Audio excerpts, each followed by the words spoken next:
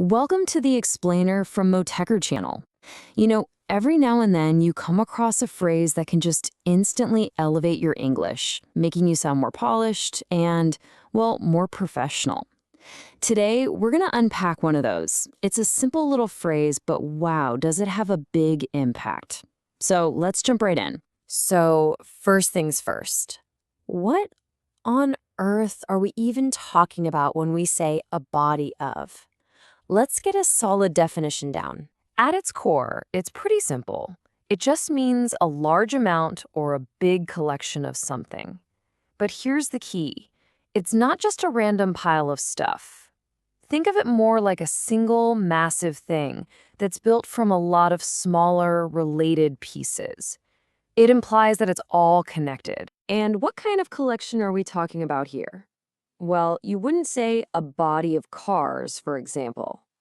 This phrase is usually saved for things that are more abstract, more significant. We're talking about things like information, a huge amount of evidence, a deep well of knowledge, or even a group of people, like a team, all working together as one. It just adds this sense of seriousness and weight.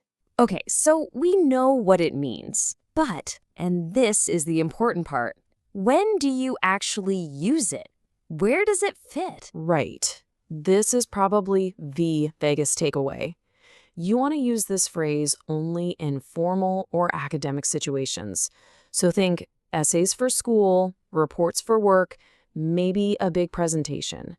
If you use it while you're just chatting with your buddies, it might sound a little strange, a little too formal. So keep this one in your back pocket for when you really want your words to have that professional punch. Look, theory is great. But seeing how a phrase actually works in a real sentence, that's where it all starts to click. So let's check out a few examples. So take a look at these. You see the pattern?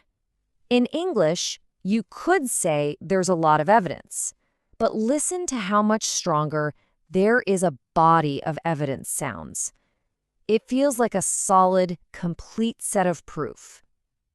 And the same for the next one, a body of knowledge. That's not just a few facts, right? That's an entire field of study that's been built up over time. And for the last one, describing a group as a body of experts, it makes them sound like a single, powerful unit, a collective brain.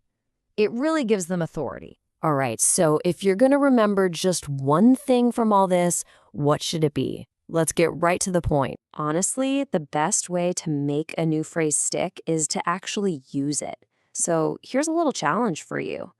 Think about it. How could you use a body of in a sentence this week? Maybe you're working on a project with a body of research, or maybe you're talking about an artist who has produced a huge body of work. Give it a shot. Thanks so much for watching.